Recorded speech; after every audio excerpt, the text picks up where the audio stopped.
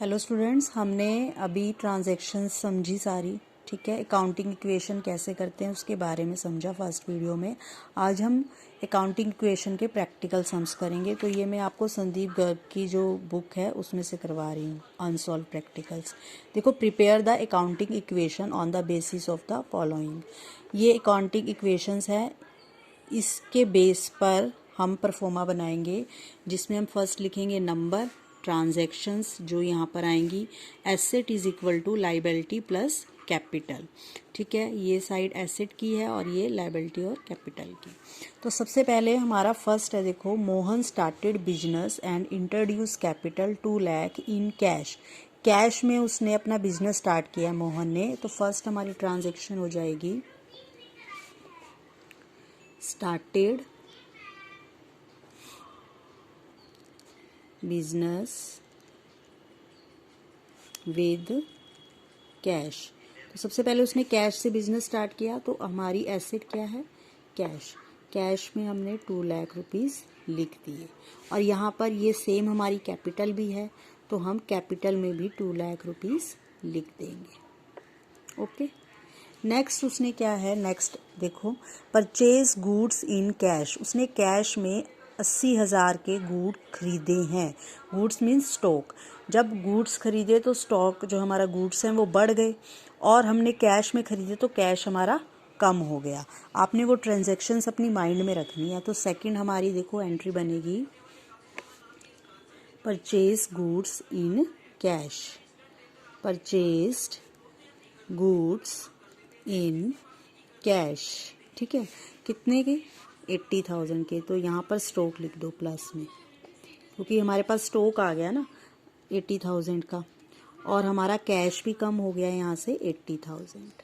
बाकी सब सेम रहेगा, यहाँ पर हमने कुछ नहीं करना। ठीक है, तो हम यहाँ पर इसको पहले माइनस करके न्यू इक्वेशन बना लेंगे। न्यू इक्वेशन लिख देंगे यहाँ पर। ठीक है, ये न्यू इक्वेशन बनाई। 2 लाख में से 80 गए, 120, 1,20,000 और 80,000 का स्टॉक आ गया, न्यू एसेट आ गई हमारे पास। यहाँ पे कुछ नहीं, और हमारी कैपिटल कितनी है? 2 लाख। ठीक है, ये हमने 2 ट्रांजैक्शंस कर ली। अब थर्ड ट्रांजैक्शन पहले हम पढ़ेंगे। परचेज्ड फ्रॉम MS शाम फर्नीचर ₹50,000। अब उसने 50,000 का फर्नीचर खरीदा है MS शाम से। ये नहीं लिखा कैश में खरीदा है। जब कैश में नहीं खरीदा तो कैश में कोई ट्रांजैक्शन नहीं होगी, लेकिन फर्नीचर एक एसेट हमारी और बढ़ेगी, तो यहाँ पर हम प्लस करके फर्नीचर लिख लेंगे। ठीक है, तो यहाँ लिखेंगे परचेज्ड फर्नीचर MS शाम। ठीक है, अब एक फर्नीचर की आइटम हमारी बढ़ गई है ना। ठीक है, लेकिन यहाँ पर उसने लिखा नहीं है कि कैश में है। तो हम क्या करेंगे, फर्नीचर की एक आइटम बढ़ गई, 50,000 हमारी जो है एसेट बढ़ गई। ठीक है ना, और जब कैश नहीं है तो ये हमारी एक लायबिलिटी होगी कि हमने 50,000 उसको देने हैं, तो ये हम क्रेडिटर लिख के यहाँ पर लिख देंगे 50,000। ठीक है, बाकी सब कोई चेंज नहीं आएगा। तो आप इससे न्यू इक्वेशन बनाएंगे। देखो, न्यू इक्वेशन बनाएंगे अब हम थर्ड आइटम से। 1,20,000 प्लस 80,000 का स्टॉक। अब एक एसेट और आ गई 50,000 की फर्नीचर, और हमारे उधार हैं इसलिए 50,000 के क्रेडिटर्स ही समझो, और 2 लाख आपकी कैपिटल के हो गए। तो ये हमारी न्यू इक्वेशन होगी। अब फोर्थ ट्रांजैक्शंस देखो यहाँ से। Sold goods costing ₹30,000 for ₹45,000। यानी कि 30,000 का माल 45,000 में बेचा उसने, तो इसका मतलब उसको प्रॉफिट हुआ है ना, 15,000 का। तो क्या लिखेंगे, सोल्ड गुड्स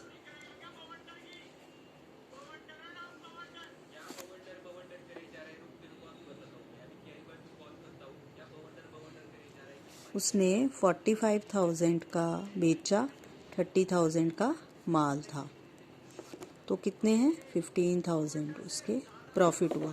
प्रॉफिट हमेशा कैपिटल में ऐड होता है, कोई भी प्रॉफिट लॉस होता है तो प्रॉफिट कैपिटल में ऐड होता है और लॉस कैपिटल से माइनस होता है। तो सबसे पहले तो हम 15,000 यहाँ पर कैपिटल के नीचे लिख देते हैं, ठीक है। उसके बाद 30,000 का हमारा माल भी तो कम हो गया, तो हम यहाँ से माइनस करेंगे 30,000 का स्टॉक, ठीक है। हमें 45,000 मिले तो यहाँ पर आ जाएंगे 45,000 प्लस हो जाएंगे यहाँ पर आपके, ठीक है। तो अब न्यू इक्वेशन देखो आप अपनी, तो न्यू इक्वेशन क्या आएगी, 1 2 3 5 4 6 1,65,000। इसमें इसको माइनस कर दो, 5 50,000 का स्टॉक रह गया। 50,000 आपके फर्नीचर के हो गए, 50,000 आपके क्रेडिटर्स हो गए और 2,15,000 आपकी कैपिटल हो गई। अब नेक्स्ट ट्रांजैक्शन देखो, paid MS Shyam furniture in cash. उसे फर्नीचर जो हमने ऊपर 50,000 का खरीदा था अब उसे कैश में पे कर दिया, ठीक है। तो नेक्स्ट आइटम लिखेंगे यहाँ, item number 5 means next transaction है कि पेड टू MS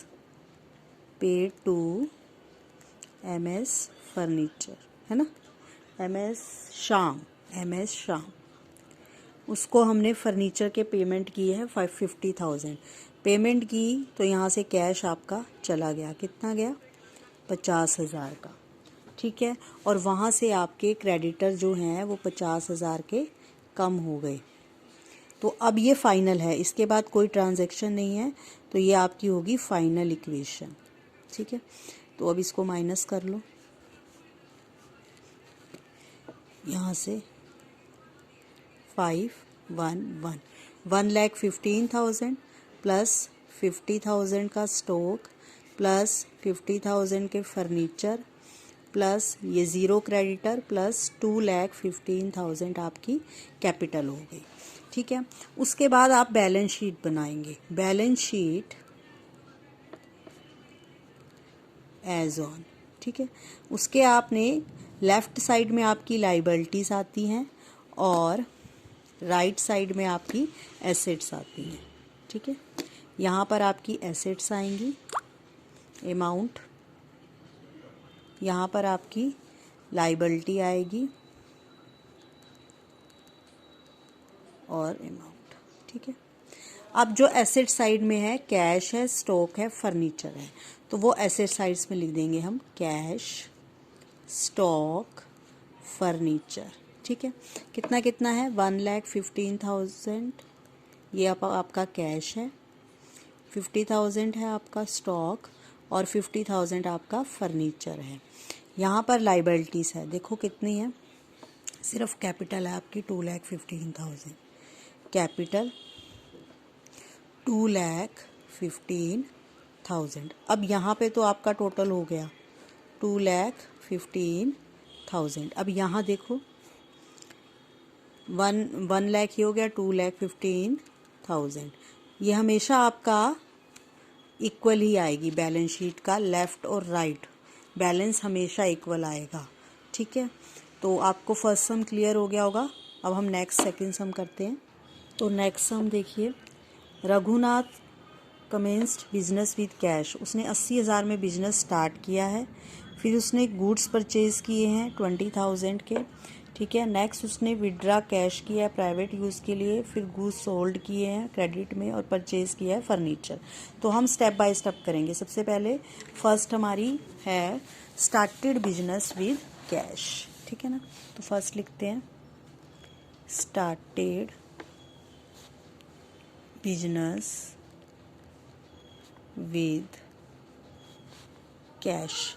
अब उसने बोला है कि कैश में उसने बिज़नेस स्टार्ट किया है, तो परफॉर्मा सेम रहेगा, ठीक है। मैं लाइन लगा देती हूँ ट्रांजैक्शंस के बीच में, मैं पढ़ती जाऊँगी साथ साथ और आपको बताती जाऊँगी, ठीक है।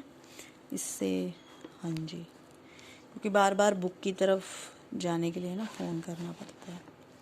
Started business with cash, cash कितना 80,000। तो सबसे पहले आइटम आपकी यानी कि सबसे पहली एसेट है 80,000 कैश, और ये आपकी क्या है, कैपिटल जो उसने बिजनेस में लगाई है, ठीक है ना।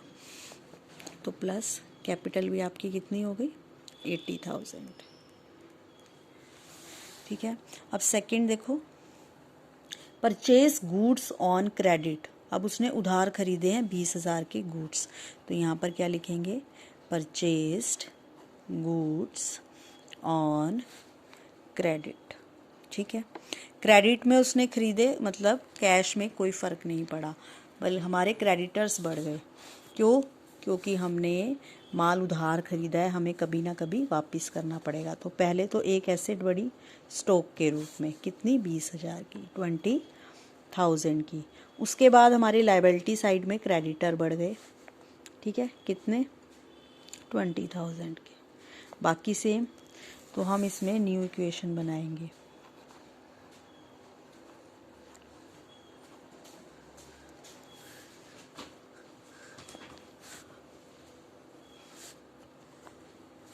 ठीक है, 80,000 प्लस 20,000 और यहाँ पर 20,000 के क्रेडिटर।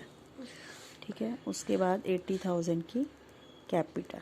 ठीक है, नेक्स्ट है हमारी withdraw cash for private use. अब विड्रॉ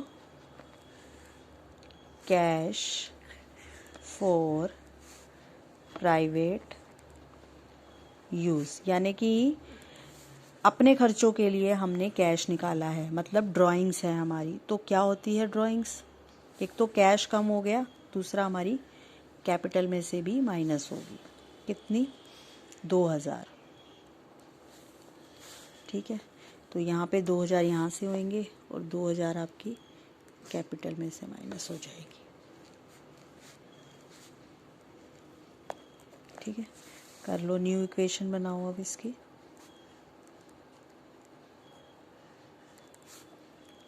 $78,000, 20,000 और यहाँ पे 20,000 क्रेडिटर्स के हो गए, और ये भी 78,000 की कैपिटल हो गई आपकी।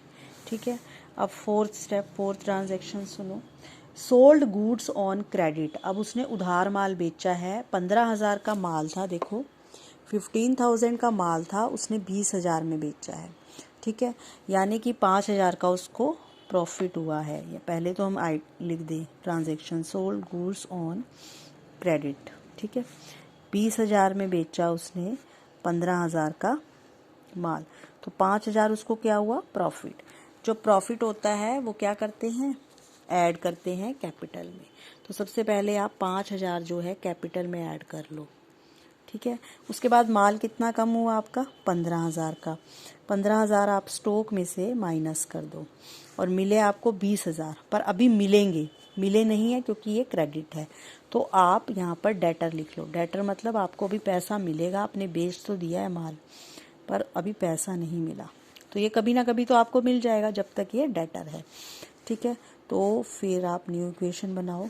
जो जो आइटम्स आई हैं ट्रांजैक्शंस करके, उनको ऐड और लेस कर लो। ठीक है, तो वहाँ पर आप न्यू इक्वेशन लिखोगे। जब लास्ट ट्रांजैक्शन आप कर लोगे तो वो आपकी फाइनल इक्वेशन बन जाएगी।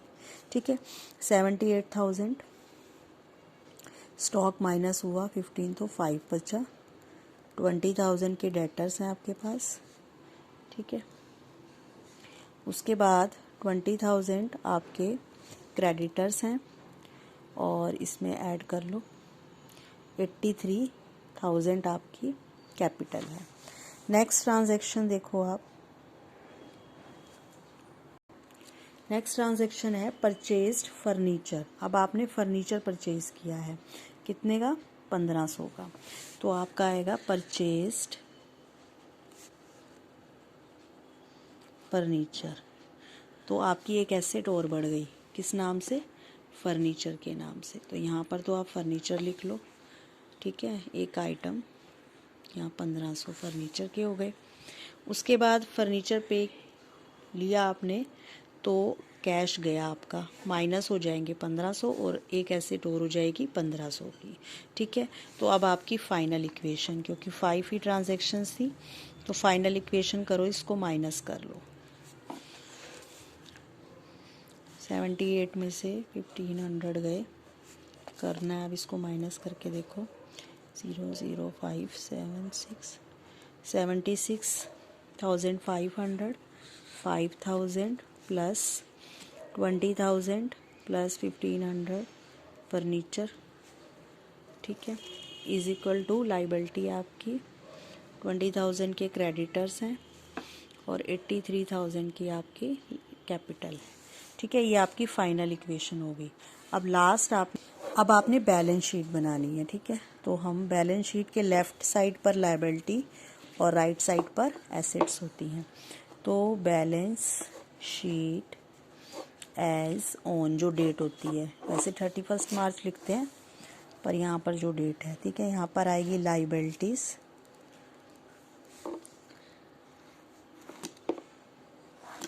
यहाँ आपकी आएगी एसेट्स, ठीक है, अमाउंट। अब देखो एसेट्स में है कैश है, स्टॉक है, डेटर है और फर्नीचर है। तो आप एसेट में लिख लो उसे कैश, स्टॉक, डेटर, फर्नीचर और इनकी जो भी ये टर्म्स हैं लिखो, ठीक है। 5,000 20,000 एंड 1,500, ठीक है। और यहाँ पर है आपके क्रेडिटर्स हैं और कैपिटल है, तो यहाँ लिख लो क्रेडिटर्स कैपिटल, ठीक है, यानी 20,000 और 83,000, इसको ऐड कर लो, बैलेंस इक्वली आएगा आपका